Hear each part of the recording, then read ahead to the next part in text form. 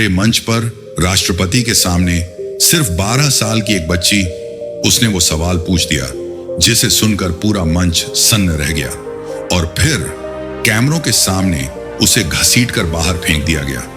ये कौन थी? क्यों इस मासूम को मंच से ऐसे धक्का दिया गया? और सबसे बड़ा सवाल, उसने आखिर ऐसा क्या कह दिया था? जानने के लिए वीडियो में बने रहे। मंच पर राष्ट्रपति भाषण दे रहे हैं, तभी एक मासूम बच्ची हाथ उठाती है, माइक उसके हाथ में आता है और वो बोलती है, सर, हमारे कॉलेजों में संविधान क्यों नहीं पढ़ाया जाता? फिर अचानक आयोजकों में हलचल, फिर पुलिस और सिक्योरिटी मंच पर आती है, बच्ची का हाथ पकड़ते हैं और उसे खींचकर बाहर ले जाते हैं। एक सवाल जो संविधान, शिक्षा और सामाजिक न्याय के दिल को छूता था, लेकिन जवाब देने की बजाय सवाल पूछने वाली को ही चुप करा दिया गया। क्या आप भी चुप रहोगे? अगर नहीं तो इस वीडियो को एक लाइक, शेयर और सब्सक्राइब करें ताकि बच्ची की आवाज दूर तक पहुंचे। कमेंट में लिखो, हम आर्या के साथ हैं। लेकिन ये कहानी सिर्फ एक दिन की नहीं थी। ये कहानी शुरू हुई थी उस छोटी सी बस्ती से, जहां शाम को बिजली भी वक्त पर नहीं आती थी, जहां स्कूल का नाम था लेकिन पढ़ाई में जाति का फर्क साफ दिखता था। उस बच्ची का नाम आर्या। आर्या दलित परिवार में पैदा हुई। पिता एक दिहाड़ी मजदूर, माँ खेतों में मजदूरी करती।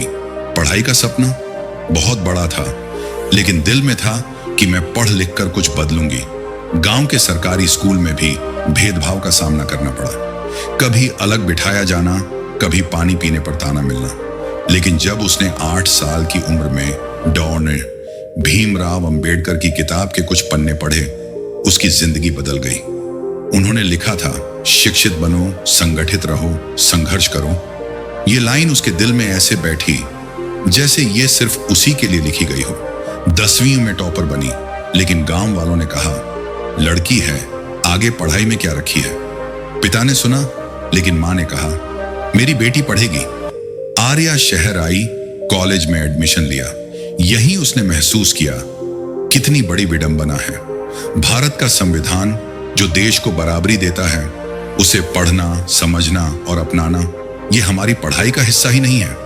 आर्या ने ठान लिया, ये बात वो किसी बड़े मंच पर जरूर उठाएगी। एक दिन खबर आई, राष्ट्रपति साहब शहर में आ रहे हैं कॉलेज के छात्रों से मिलने। चुने हुए कुछ बच्चों को मंच पर जाने का मौका मिलेगा। आर्या भी चुन ली गई। उसने रात भर सोचा, ये मेरा मौका है। अगर मैं आज चुप रही तो सारी मेहनत बेकार। मंच पर राष्ट्रगान के बाद भाषण शुरू हुआ। वो बातें जो हर कार्यक्रम में सुनाई देती हैं। देश तरक्की कर रहा है, युवाओं का भविष्य उज्जवल है। आर्या का दिल जोर जोर से धड़क रहा था। उसके कानों में बाबा साहेब के शब्द गूंज रहे थे, अज्ञान को दूर करने का सबसे बड़ा हथियार है शिक्षा। जैसे ही Q&A का समय आया, उसने हाथ उठाया। माइक उसके पास आया। आर्या, सर, एक सवाल है। सभी कॉलेजों में संविधान क्यों नहीं पढ़ाया जाता? क्या हमें हमारे अधिकार और कर्तव्य जानने का हक नहीं है? पूरा हॉल कुछ सेकंड के लिए जम गया। राष्ट्रपति ने हल्की मुस्कान दी, लेकिन आयोजक बेचैन हो गए। किसी ने इशारा किया। 2 लोग तुरंत दौड़े, आर्या का हाथ पकड़कर खींचा। आर्या चिल्लाई, ये मेरा सवाल है, ये सबका सवाल है। लेकिन उसकी आवाज माइक से कट चुकी थी। उसी समय किसी ने मोबाइल पर वीडियो रिकॉर्ड कर लिया।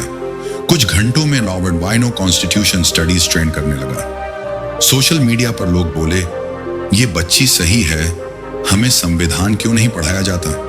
आवाज उठाने पर चुप क्यों कराया गया? लेकिन कुछ लोग बोले, ये मंच का अपमान है। ऐसे सवाल ऐसे मौकों पर नहीं पूछे जाते। उस रात आर्या रोई नहीं। उसने मां का हाथ पकड़कर कहा, मां, मैं चुप नहीं रहूंगी। बाबा साहेब ने भी चुप रहना नहीं सीखा था। मां ने उसकी आंखों में देखा और कहा, तू ही इस सवाल का जवाब बनेगी। आर्या का सवाल अब सिर्फ एक सवाल नहीं रहा, ये एक आंदोलन बन चुका है। लेकिन जो ताकतें उसे चुप कराना चाहती हैं, वो अब उसके पीछे आ चुकी हैं।